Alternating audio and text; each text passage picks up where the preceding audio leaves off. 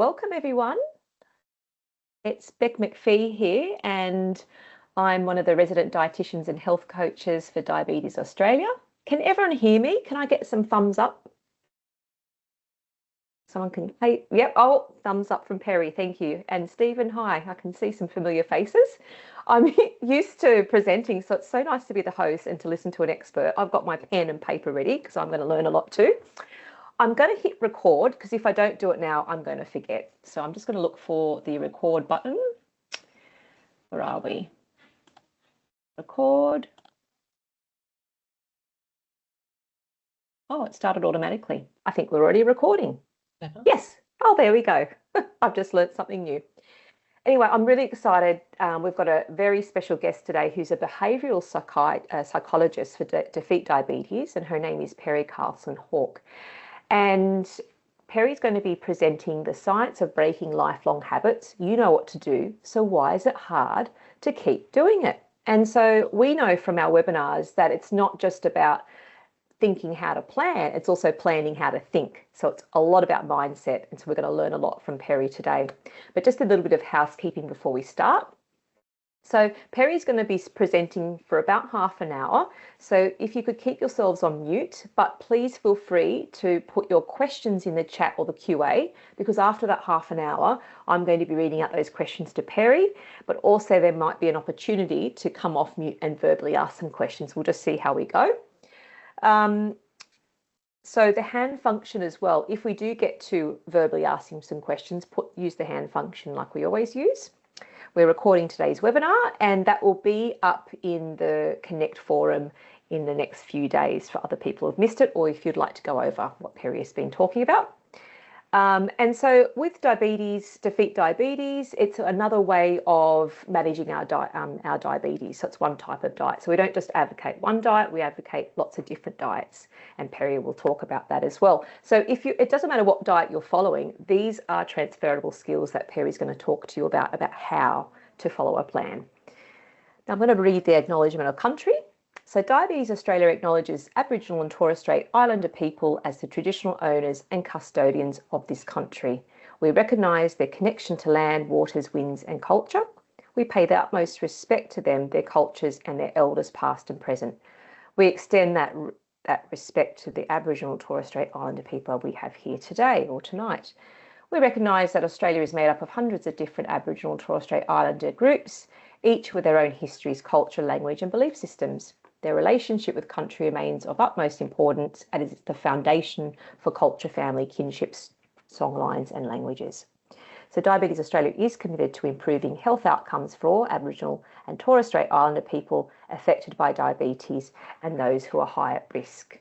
So I'm not going to talk anymore because I'm very excited to listen to our lovely expert. Over to you, Perry, and thank you for joining us tonight. Thank you very much, Beck. Good evening, everyone. Thanks for joining us. So my name's Perry Carlson-Hawke.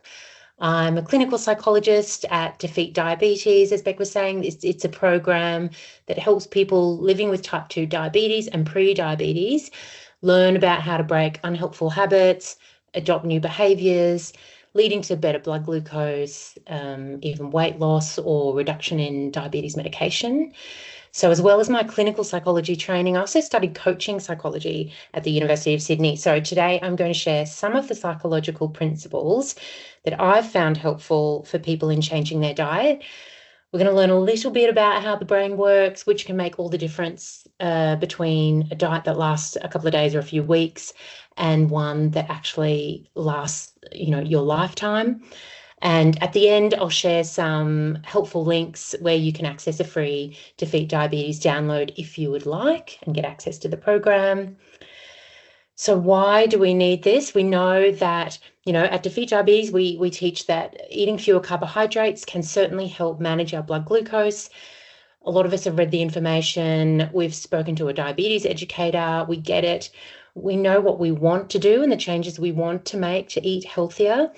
Yet somehow we can't seem to do it. And maybe if we can, it's only for a few days at a time or a couple of weeks before we end up lapsing back into our old habits.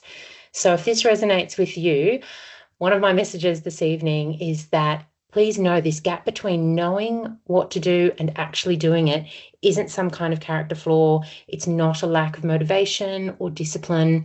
It's actually how the human brain works. It's quite a predictable feature for humans.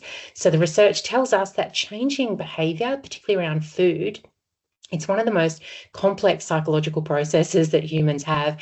So when you're following a meal plan, you're not just changing what you put on your plate, you're working against decades of established neural pathways of deeply ingrained habits, emotional associations, past experiences, social norms, culture.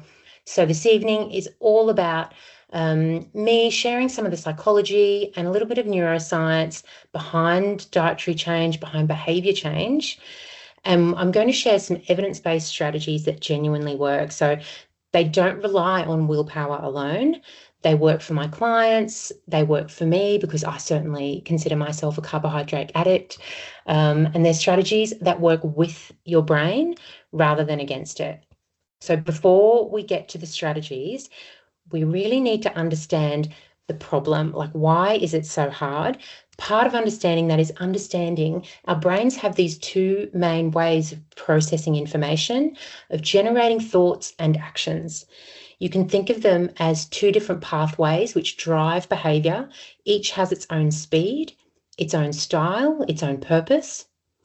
So on one side, we've got bottom-up processing. This is very fast, it's automatic, it doesn't require conscious thought. It starts with your senses, like your smell or taste, and it signals, so it starts with the body and it signals to the brain. So when you're walking past a bakery and you smell fresh baked bread and you have the thought, oh, I'd love some bread right now, that's bottom-up processing. When you feel irritated at a situation, maybe you make a frustrated sound like, ugh, or you roll your eyes, even before you realize it, that's bottom up too. So this is a system that's driven by a deeper part of our brain, like really in the center of our brain is our limbic system. Within that is something called the amygdala. That part of the brain drives and generates fear and anger. It processes emotional information, and it does this very quickly in mere milliseconds. It triggers physiological responses from the body and behavioral urges before your conscious mind even really knows what's going on. The other processing pathway is top down. So this works in the opposite direction. It starts with your thoughts, your beliefs, your goals, your best intentions, and it directs your behavior accordingly. So when you remind yourself of a healthy goal before an action, that's top down processing. When you choose a salad, even though you want the chips, that's a top-down regulation of a bottom-up urge. So this is a system that's governed by your cerebral cortex, in particular, your prefrontal cortex, which is this very frontal lobe part of the brain right behind the forehead. It's responsible for planning, for decision-making, impulse control. Both of these systems, both of these processing pathways are equally important, but unfortunately, they do tend to come into conflict quite a bit, particularly around food and particularly around change, I would say. Now, before we go any further, I do want to introduce a term which maybe you've already heard psychologists talk about, and that is affect. So when you hear a psych say affect or refer to your affective state, we mean something broader than just feelings or emotions. It's the whole package. It's how your mood shows up physically. So right now, I'm quite excited to be here with Diabetes Australia. My affective state, it's quite alert, it's engaged. You can see my eyes are up, my muscles in my face are activated. And I do hope that you listening to me at home, your affective state is not flat and slowed and apathetic and tired. Right, so our affective state, really, we can check in with this at any time. Are you feeling calm or are you feeling keyed up, right? Go, go, go. Are you feeling energized, like it's Friday afternoon, I've just finished a hard week, I'm feeling great? Or are you feeling really flat, like, oh, I really like teenage daughter energy, right? Our affective state's always influencing how we perceive and respond to the world.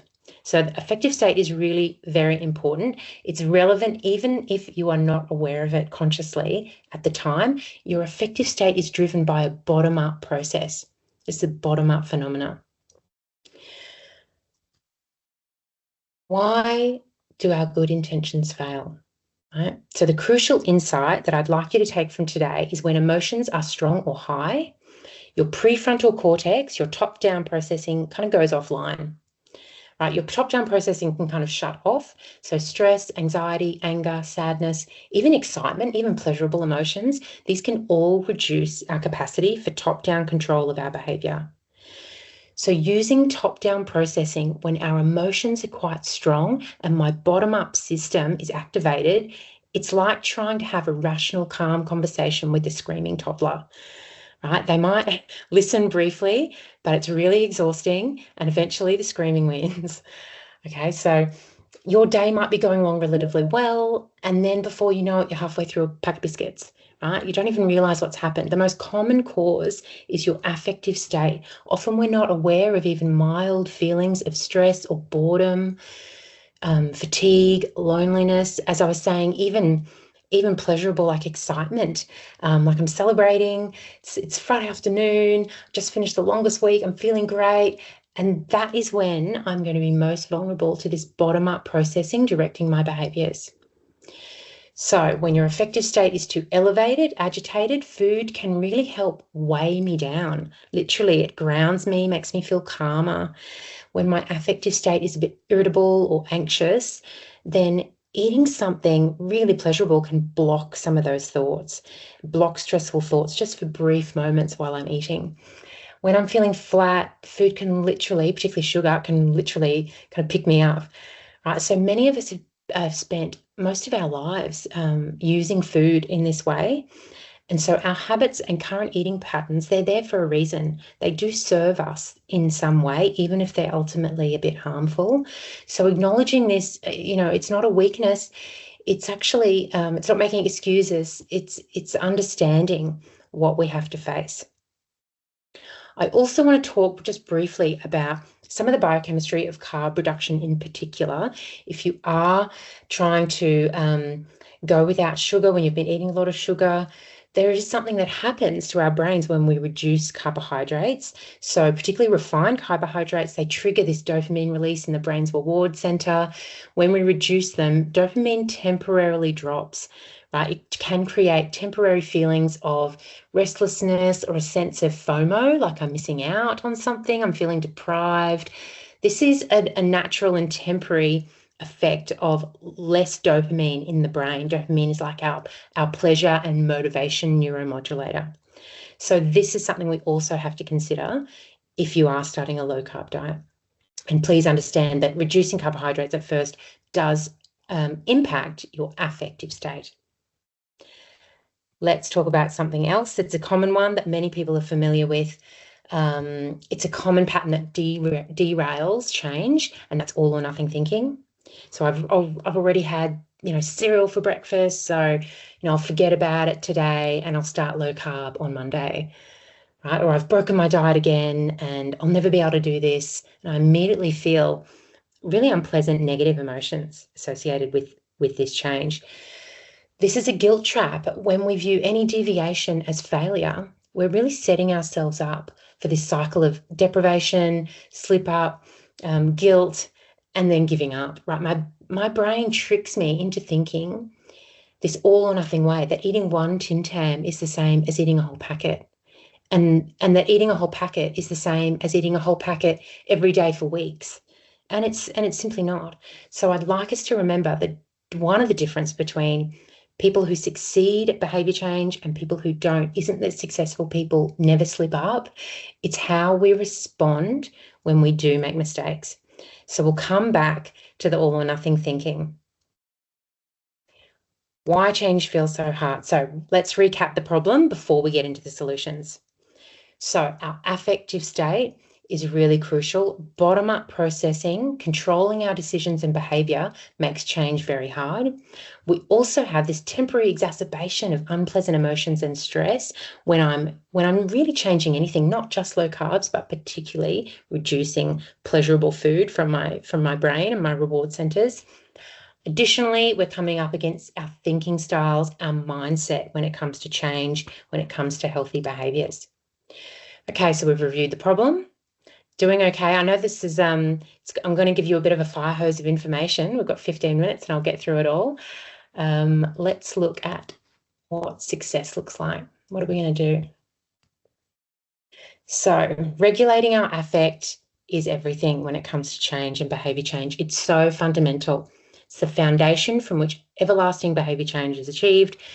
When we learn to calm our nervous system, we're not just managing stress, we're restoring access to the thinking part of the brain, to our prefrontal cortex, and we're gifting ourselves the capacity for top-down control. Right? We are creating the conditions where our good intentions actually have a chance to influence our behaviour. So how do we control our affect? How do I handle my affect? We know that research consistently shows that self-compassion instead of self-criticism can predict better outcomes when it comes to goal achievement and behaviour change. People who treat themselves with kindness after a setback are more likely to try again. And if you think about it, like anything you're starting for the first time, if you were teaching a child how to ride a bike, you wouldn't berate them every time they made a mistake. You wouldn't say, well, you fell off, so you should just give up. You're never going to do this. You know, we teach them that learning something new takes time, that everyone falls off, that falling off is normal, especially at the beginning. And you'd be encouraging that child trying to learn a bike not to give up and to keep practicing, right? Because the results are definitely worth it.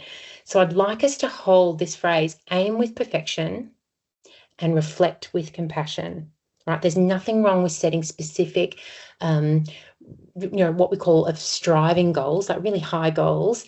But when we reflect upon our performance, we want to do so with a learning mindset, with a compassionate mindset, as if we're coaching a child or someone else, a best friend. What's another approach? Right. So now think about the last time you tried to change your eating. We would have been changing portion sizes, cutting carbs, adding in exercise, drinking more water, meal prepping on the weekends, doing everything at once. It's just overwhelming. You can make that last for a couple of weeks before the whole system kind of falls apart. So research also shows that focusing on one specific behavior change increases your success compared to people who do multiple changes at the one time.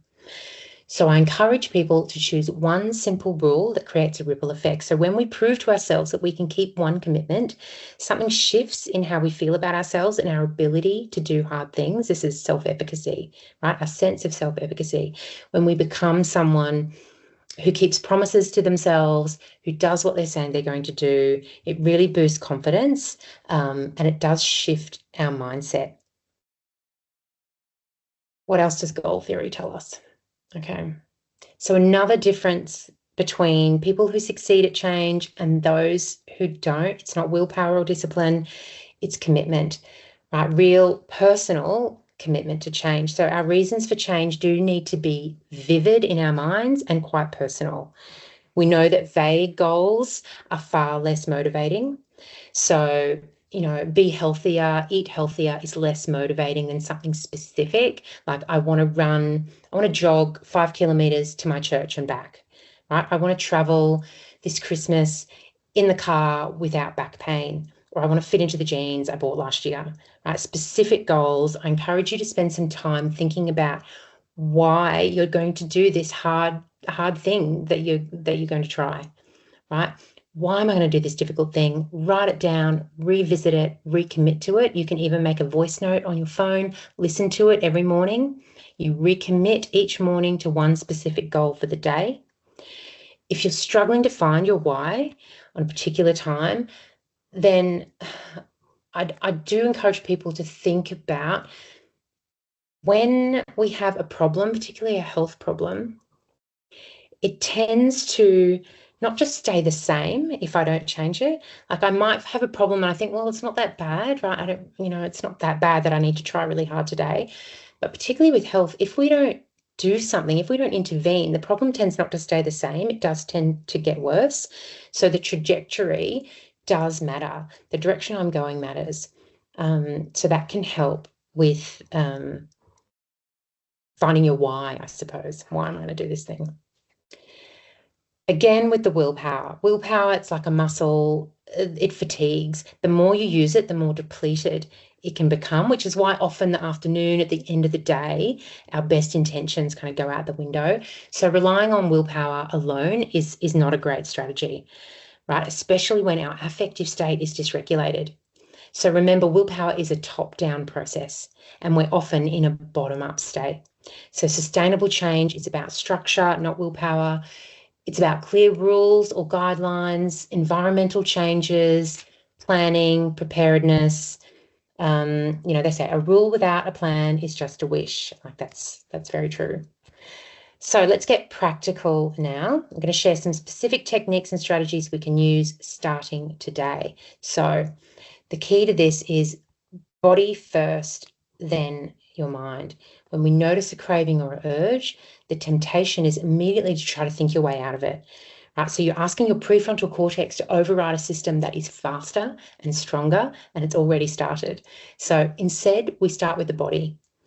Physical interventions work directly on bottom-up processing system. They calm your physiological arousal that drives me to eat the shiny thing that's right in front of me.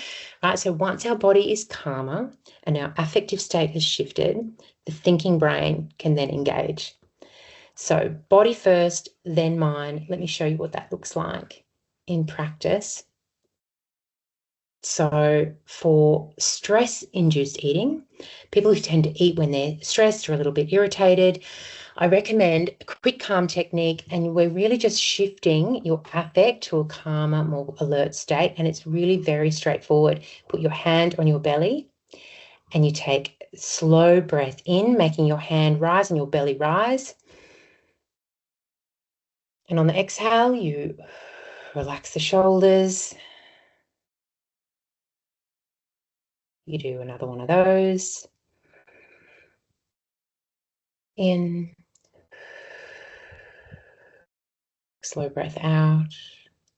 Feel some tension coming out of your shoulders as you exhale. You do one more. In. Out. And then you shake. Just shake your hands, right? Get it all out. Like, it's not rocket science. It's quite straightforward, but it does shift your affective state in times when you're stressed, even mild stress. What about for boredom eating? What about when I'm feeling like a bit flat but kind of restless, right? When we're eating out of boredom, your brain is really seeking stimulation. Your affective state of boredom is a bit flat, but it's seeking something else, right? My brain wants some entertainment, so we're going to give it something other than food. You do a sensory shift. You give the brain something like an intense sensation. It might be ice cubes in your hand, or like back of the neck. Holding ice on your back of the neck is kind of intense, and it will shift your sensory state. Or you smell something strong like eucalyptus or peppermint. Those Vicks inhalers are really good. You can put them right up your nostril and breathe really deeply. It's intense shift to your affective state. You can blast the music loudly in your headphones or in your house. If you've got that freedom, do 10 star jumps. If you're really fit, do 10 burpees. Your brains want stimulation, right? So let's give them something that's stimulating, that does not derail us from our goal, right, for healthy eating. What if your affective state is quite distressed? So you're teary or crying or throwing things, your breathing will be quite shallow. For intense emotions, we need something more powerful. And this is this TIP acronym, right? So you can get the first T is temperature. You get a huge bowl of water, iced water, you dunk your face in it. Come back up for air, dunk your face in the bowl again. you will find your heart rate, if you take your pulse, your heart rate will come down after 2 or 3 dunks. It activates this dive reflex and really slows the heart rate down. Make sure you're sitting down when you do this and you're not standing up. Intense exercise. So again, jumping jacks, push-ups, burpees, even squats, get the heart rate going, running on the spot. This metabolizes the stress hormones that are in your system when you're in a state of emotional distress. P is pace breathing. So this is similar to the breathing we did just a minute ago, but you're pacing the timing as slow as you possibly can. And you want to pace the exhale to be longer than the inhale. So it might be in for 4, hold for 4, and out for 6.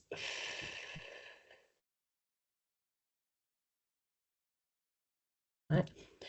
This activates the parasympathetic nervous system, the rest, digest, the relaxing sympathetic nervous system. The final one is paired muscle relaxation. So maybe some of you have done this. Anyone who's had trouble sleeping has maybe done a progressive muscle relaxation where you go through different muscles in the body. So everyone could raise their shoulders to their ears, right? And really tense up your shoulders, as tense as you possibly can, and then just let them drop. Right? You can do it with your fists and then let them drop. You can do it with your eyes, tight as possible, and then relax. Tensing and relaxing, it does change the body chemistry. We're trying to interrupt that emotion to eating pathway that tends to happen for many of us. The next one, now we've done the body, let's go back to the mind, right? So once your affect is regulated, we want to look at some simple mindset shifts. So we've spoken about our brains do not like vague goals. We want specific, clear instructions. So I'm not just going to cut back on Diet Coke. I'm going to try not to have more than 1 soft drink per week, and that's only on Saturdays, right? Specific. Move from failure to feedback. If I don't follow that plan, say I have the soft drink on Saturday and then I have another one on Sunday, my brain is automatically going to say, well, you've stuffed up, you failed. Actually, I want to look at that differently. I've gathered important information. Let's look for feedback. What went wrong? Why did I do that? What was my affective state on Sunday? Right? If my goal is to learn, then I really can't fail. Third, we want to move through seeing facts, through seeing thoughts as facts. I'd like you to try and see some of our automatic, particularly our negative thoughts, our automatic negative thoughts, more as mental events, right? I don't need to act on every thought I have. I have thousands of thoughts in a day. They can't all be true, right? That thought that I often have, oh, just this one won't matter. That is a mental event. I know when I step back from that thought that that is not actually true. History tells me that one does matter and tends to derail me. Right, we might have time to go through, we might not have time to go through all of these. Please understand, I would spend a full session with a client on just one. But if you're part of the Defeat Diabetes program, you'll get all of these strategies. You get worksheets for goal setting, emotion regulation techniques. It's all in there. I'll go through number 1, which I think is quite important when it comes to setting goals. That's doing a confidence check. So when I set a rule for myself, I want to ask myself, out of 0 to 100%, how confident am I that I can follow this rule? Say I'm doing it for 12 weeks as part of this program. How confident am I that I can have no soft drink all week except for 1 on Saturday? And I really sit down. Doing the confidence check prompts me to consider any barriers or situations, or maybe things I've got coming up where I'm kind of worried I'm not going to be able to stick to that commitment to myself. It will prompt me to reconsider. Maybe I need to make an exception, right? Like, oh, hang on, I've actually got a party on the Friday and the Saturday. I really like gin and tonic. What am I going to do? My confidence check is a mental exercise which now prompts me to come up with some kind of plan to problem solve this situation and even make my goal more achievable. Right? So the confidence check, the rule might be too ambitious if your confidence is below 70. And there's a few more strategies there, but before we get to questions, before I finish up, I do want to make it clear that all of these strategies that we've discussed do have some fundamental non-negotiables. The two, I've put 4 up here, but the 2 most important ones are sleep.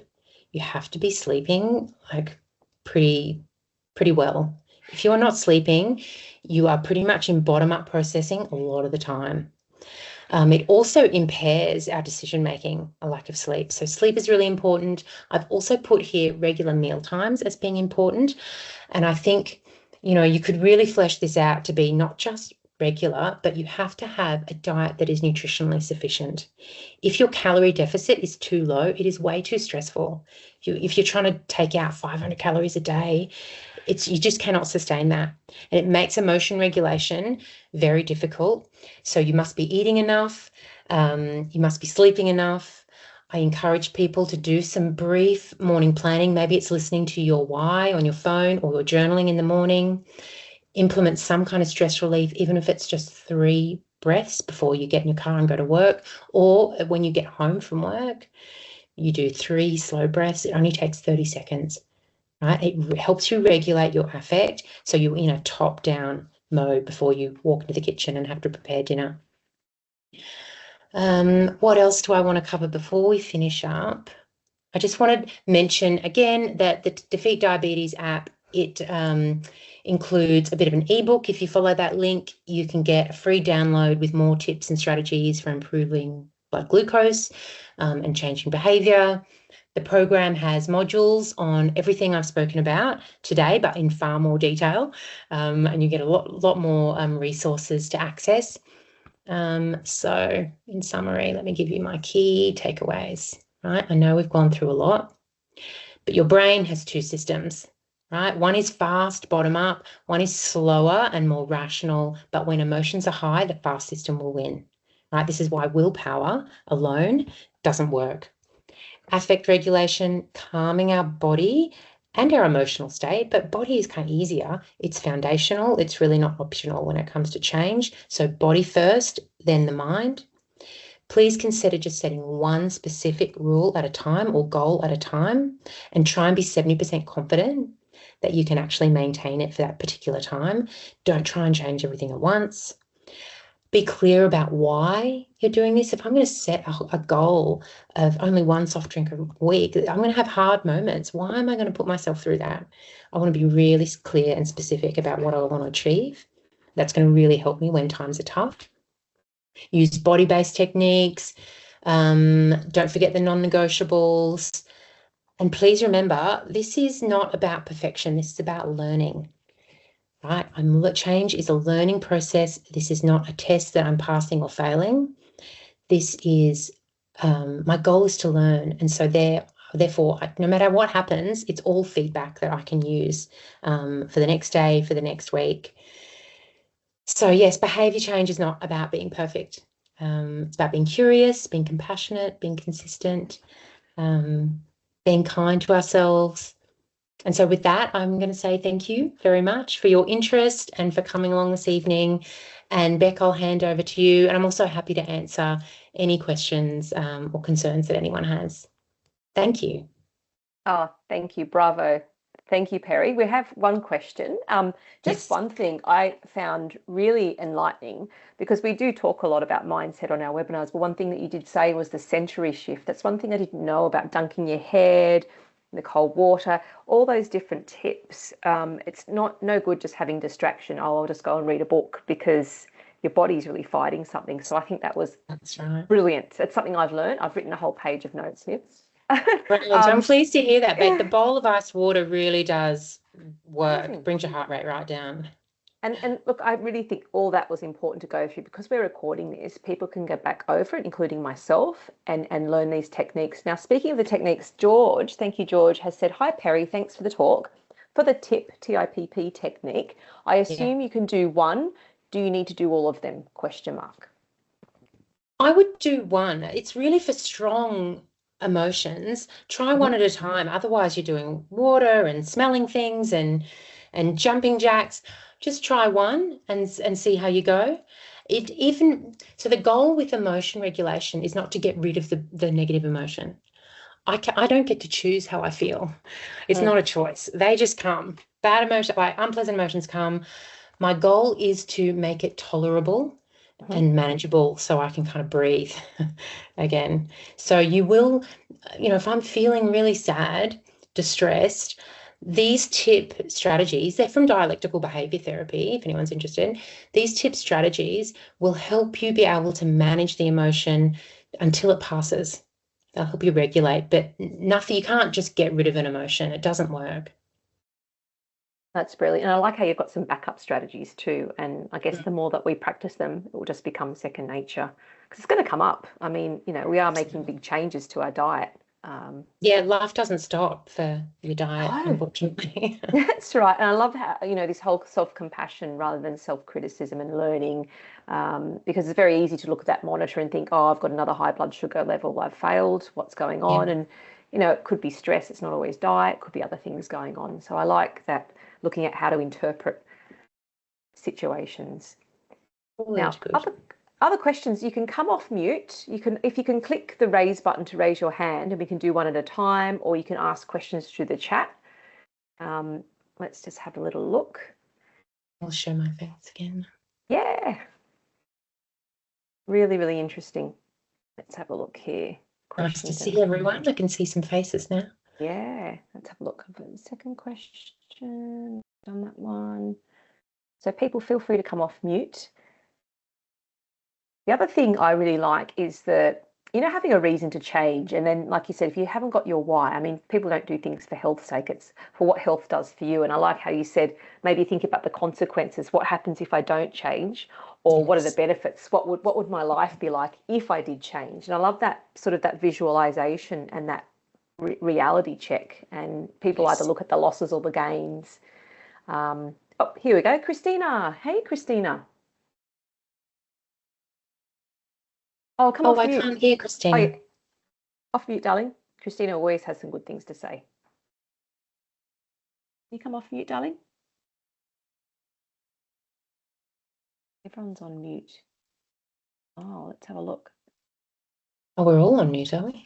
Yeah, let's have a look. What's everyone on mute for? Oh, maybe I'll get her. Hang on. You have the power, do you? Allow mic. Oh, allow mic. Okay, come off mute now. You press it now, Christina. I didn't realise I had the power. Oh. I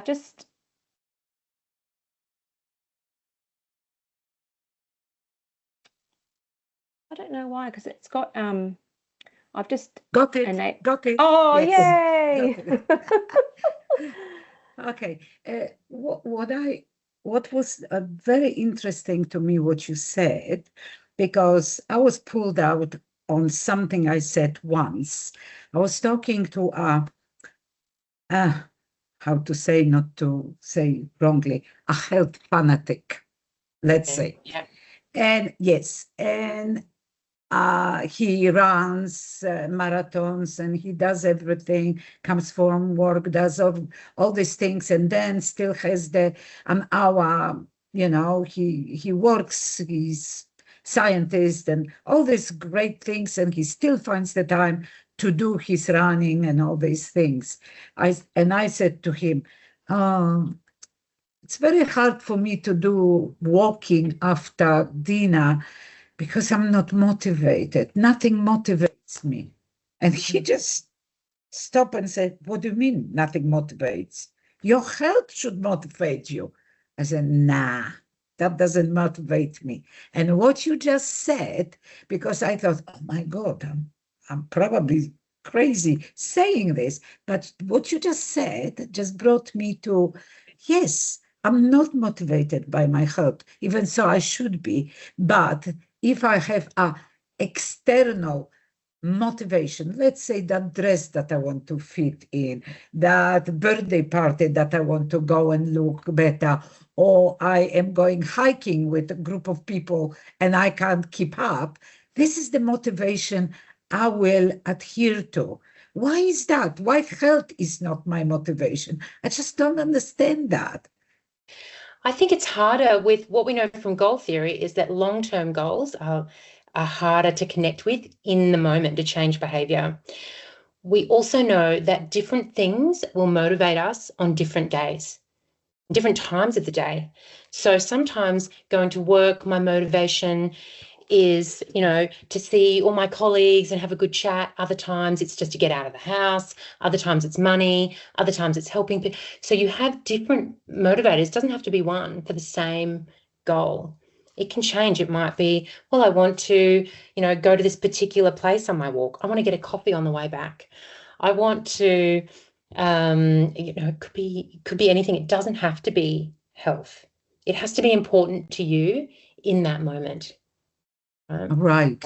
In that moment, then Yeah. I spruce myself up and I'm doing it. I can see it that I'm doing it. I mean, just Saturday and Sunday, I was planting the whole nature strip in Wow. this heat, and I did plant. I thought I would die, but it was so rewarding. And I Yeah. don't know why. I don't know why all of a sudden I had this thing. But today, from 6 o'clock, I'm sitting at the computer working on something I needed to work, and I supposed to go to the gym. And it's eating me inside that I did not. So now I'm kind of thinking, oh, perhaps I will go at night. I won't. I won't go when it's dark at 9 o'clock. I won't. However, I'm promising 6 in the morning, I'm hitting the gym. Instead of one and a Is half that, hours, it will be 2. well, then how confident do you feel that you're going to get up at 5:30 to get to the gym by 6, Christina? Not that confident, Not but that perhaps confident. 7. So what do you think is going to get in the way tomorrow morning when it comes to Uh, going to the gym? Probably other things. I did not finish the job that I needed to finish today. I have 2 outstanding phone calls that have to be done around 9. So as you can see, I have excuses already lined up not to go to the gym, but I will definitely go to the gym tomorrow. But anyway, check with me next time. Did I go to the gym? Well, I think you've Thank you. identified some of the key barriers, right, of going to the gym tomorrow morning. And Yeah. so from there, you can be like, okay, if that's probably what's going to stop me, what am I going to do about that so that that doesn't Mm. stop me? Am I going to get that work done? Am I going to set aside some time to do those phone calls after the gym? Am I going to, the other thing that we mentioned about motivation for long-term goals is you build in, you've probably heard of this, you build in shorter term rewards, like a coffee on the way home from my walk, or like walking with a friend so that I get to socialize and walk, or all that kind of stuff helps. But I think checking in to see, I'm not feeling like I'm going to do that. I've said it to myself before, and I'm not going to go to the gym at 6. Looking at why really helps, because then they're just Mm. barriers you can practice addressing, and then you'll learn to do things different ways. Maybe 6 a.m. isn't the easiest time for you to go. Maybe Mm. it's at 10, maybe it's at 6 p.m., right? And you Mm. experiment with goals. Mm. Well, I've changed. For me, it was fundamental change because I used to only walk if at the end of it was ice cream. Yeah. Now, now, now I don't do that. I walk if at the end is Salvos or Vinis because it's a treasure hunt for me. Right. So Oh, Yeah, there you go. I I'm like like the that. dog that they used to feed when the dog found something. Now they're giving a toy. So I'm progressing to the dog state. Whatever works, honestly, Yeah, whatever works, but as long that as you're not works. hurting yourself or someone else, As No, long you're as safe it's that with legal, works. yours. that's right. Yeah. That's great, Christine. That's brilliant. We've got another question from George. George has got his hand up. See if I can get him off here. Ooh, allow mic. Here we go. I've just allowed the mic. So George, you come off mute now. Here we are. Hi both. Thanks for that. And sorry, I can't get my camera to work either, so sorry not being on camera. Okay. I think the big one, and Christina, you said so much stuff that resonates with me as well. And I've got a really busy job. Well, everyone does, right? But like if I'm going to go to the gym early, it's going to be I get up at like 4:15 to get that in. And Much. so when I'm on a roll, I do it, and then when you fall off the roll, you just don't do it right because it's such a poor time. But I think the bit that's underestimated a lot is the sleep. I'm chronically 6 hours, and you do get that fatigue. So I think for everyone, it's just something where if you can plan it, and it's hard when you're busy, but to try to get that 7 hours um, would be great. I think I've noticed that when I get a good night's sleep, it's so much easier to be motivated during the day. Yeah, me too. I notice the exact same thing. I can really feel it. Sleep is something I try not to compromise on. I think, these goals that we have where once we've developed momentum, we can do them. But then if there's a rupture, like I go on holidays and I break my routine, it's so hard to get back into doing it. That can be a sign that that is a real stretch goal. And when I'm starting again, maybe I don't go to the gym at 4:30. Maybe I just do a 10-minute YouTube workout on the floor in my office, and that's it. Until I get used to working out again, I have to modify it a little bit to make it way more achievable. Then I'll probably start working out sooner than I would, because if it's me, I'm going, oh, it's like 4:30, my goodness. Results, right? Yeah. Takes time to get The results. 10-minute workout's a good idea, actually. I've done those in the past, and that's probably a good. You halfway house. modify the goal, because for you, once you're in the habit of doing it, it's not that effortful to get up at 4:30 and go to the gym, right? But if you're out of the habit of doing it, it's very effortful. Yeah. So you have to bring the goal to you a little bit. Okay. Yeah, good idea on that 10-minute workout stuff. Yeah. I like that idea too. Does that sort of like break that black and white thinking? Because I'm a bit all or nothing. If I can't do this at the gym 45 minutes, well, then there's no point. Rather than think, yeah, that shades of grey, like you said to George, is great. Like 10 minutes is better than nothing. Just get back into that habit. I think that's a great option. I tend to be a bit of a black and white thinker myself. Me too, Beck. I spent most of my life thinking like that. And then recently, now I just do workouts that are like 10 minutes, 5 minutes sometimes. What you recommend your clients? Yeah. Yeah, I live it. Now, I've got a Marie just asked a question, but I sort of answered it, but maybe there's something else you can add. She said she doesn't know anything about the Defeat Diabetes app. Can you give a bit more information about what's on the app? Yeah, it's a 12-week program. It's really this low-carb, healthy eating approach to managing blood glucose levels. They have a lot of education from doctors. They have like a whole scientific kind of panel of different doctors who give talks that you can watch through the app.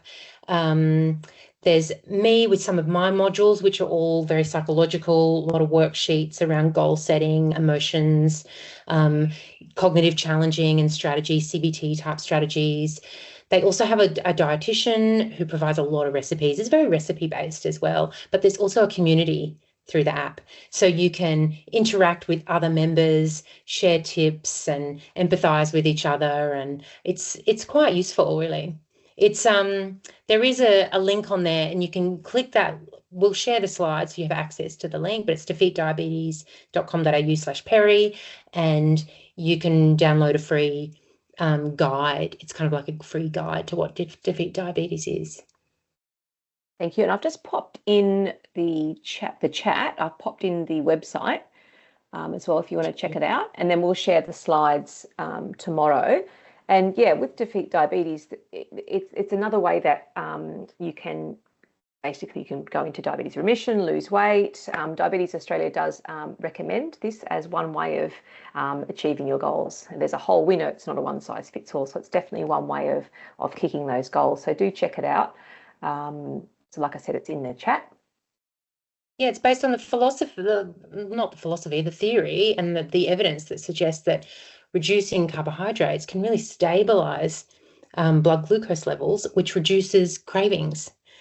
We know when we get those steep drops in blood glucose, people get hangry or hungry or irritable, and it drives its bottom up again. It drives a lot of that bottom up behavioral urges. So stabilizing the blood glucose through what you eat and the quality of your food can really help that. Exactly. Now let's have a look. I'm going to get Kathy to, let me just get Kathy, and then I've got a question. Actually, I'll ask Mahini's question, then I'll get to Kathy. Are there any costs to accessing the resources on the app or the app itself? So is the app cost? The program costs when you join up, forgive me, I'm not sure exactly how much, But if you click that link, you get the free download, which is free. Which is, you can try before you buy a bit on there. You can have a look at all the resources and yep, excellent. Now, Kathy, let's allow Mike, and then you can come off mute. I'm getting good at this. Oh, don't speak too soon. Hi there.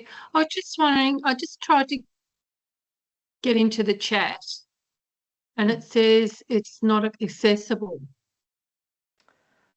Well, that's very weird. Chat. It said that the organiser hasn't You've given turned us off the access chat to it. for external people.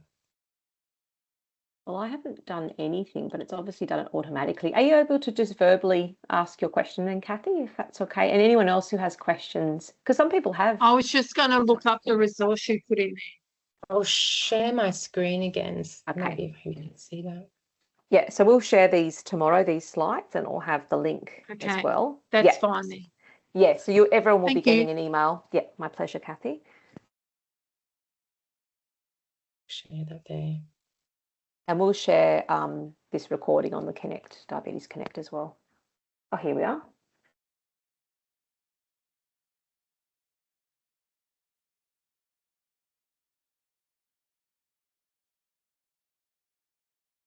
It's great.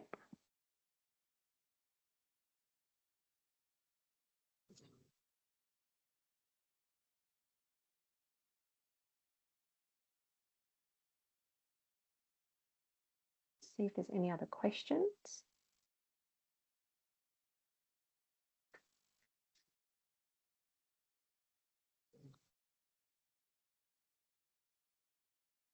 Does anyone else have any questions? You can pop your raise the hand. I'm just looking through. I don't want anyone to miss out. So Kathy had her hand up, but I've answered her question. Let's have a look. I had a couple of notes written down here too. The other thing I liked as well was that the visual cue, like to remind yourself, when we're trying to get into the habit of thinking a different way. So I like you said, you might put something on your phone or on your fridge would you suggest maybe a picture or like of the goal that you're trying to achieve, or a statement or a word? Like Some people do you find are very visual. If you're a very visual person, then photos really help you put it on your phone screen, your home screen or your computer screen, or you can have pictures on the fridge. I'm a very verbal person, being a psychologist, and so I have little voice notes that I re-listen to, just me talking to myself, reminding myself to recommit to things, or journaling. You can get a lot of kind of structured journals as well, which are helpful. You can, a lot of people find just journaling for 5 minutes in the morning, right? It's better than looking at your phone. It helps kind of set an intention for the day. When it comes to new habits, it's only really that day that you can really do anything about. There's not much I can do with the worry that what if in a year's time I've fallen off the wagon, or what if I can't stick with this in a year's time? All I can do is what I can do today, and I can commit to my specific goals today, and that's what I'm going to focus on.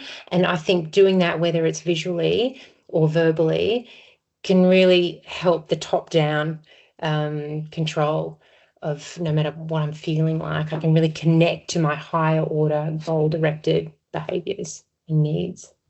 So you can do either. Yeah. And what's if people can come off the chat, what's maybe one take-home message you're going to take away? That was two takes in that sentence, but what's maybe one thing you're going to try, or one message that you've learnt? For me, it's the sensory shift, something that I can teach others as well. I think that's a really important point, not just about distracting yourself. If you have cravings, it's dealing with the physical as well. So that's one thing I've learnt. Anything else that people are going to take away or try? And come off mute or raise your hand. Yes, Susan. Let's have a look. Susan, I'm going to get you off. Allow mic, and then you can come off mute. Hello, everyone. One thing I'm going to try is it's like the top down is for me like mindfulness. instead of, just because I live in the inner west.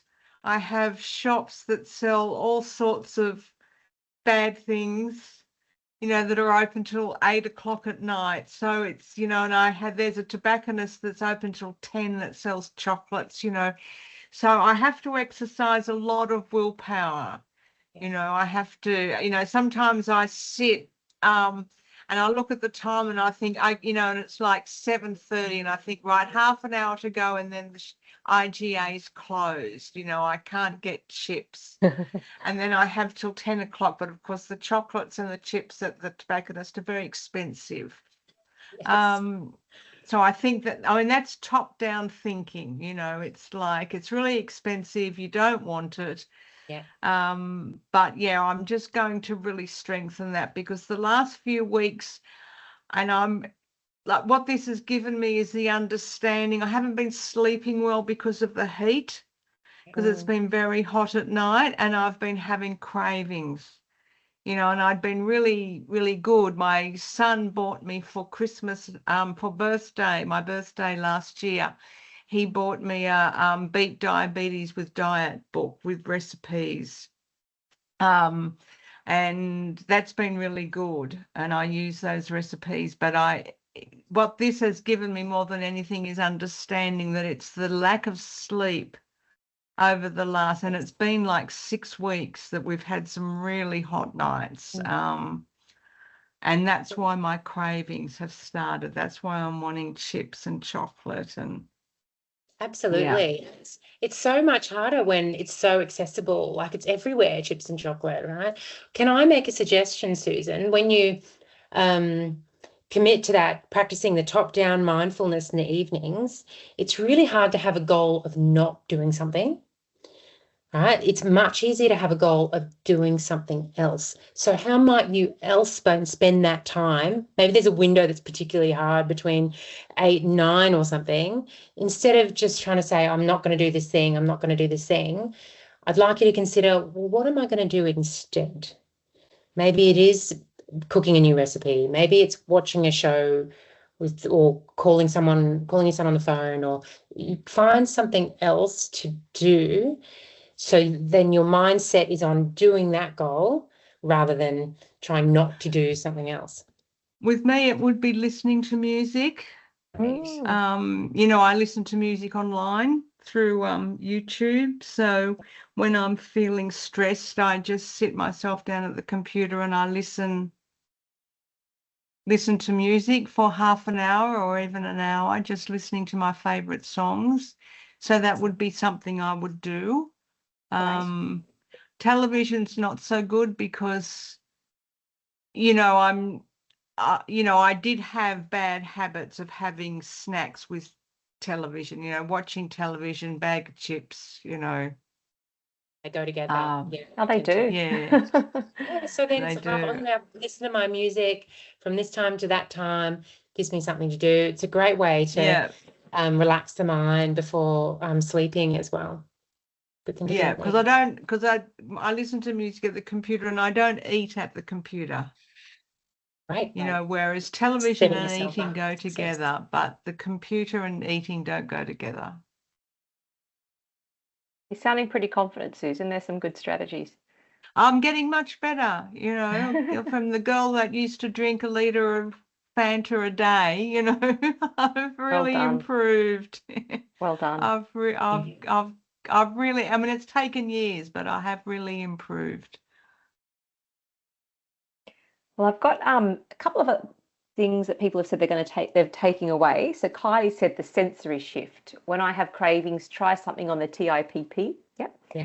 And Marie, aim with perfection, reflect with compassion, is going on my fridge. She's got a lovely visual cue there. And just before we finish, Kathy, did you have your question answered? Your hand's still up. Did you have another question or a comment? No, Kathy? just a comment. No. I was just saying thank you. Oh, beautiful. Because would you believe it's already 8 o'clock? That's Eastern Australian time. I want to give Perry a massive thank you. It was just brilliant and so much that we've learned. I'm going to go back over this recording. This recording will be put up in the next day or so on the Diabetes Connect forum, plus the slides, and you'll also be emailed the slides. There's so much that we can take away from this, so rich. And it just is so important when we're looking at changing our eating. So thank you so much, Perry. My pleasure. Thanks everyone for attending. We should Lovely get it to back see you on. all. Very, thank What do you you. think, guys? Get Lovely to it see back you. on. I think should be good. Love to. Thank you, everyone. And just keep a lookout for in our newsletter for upcoming webinars and also in the forum and your email for these slides. Have a wonderful evening, everyone. Bye.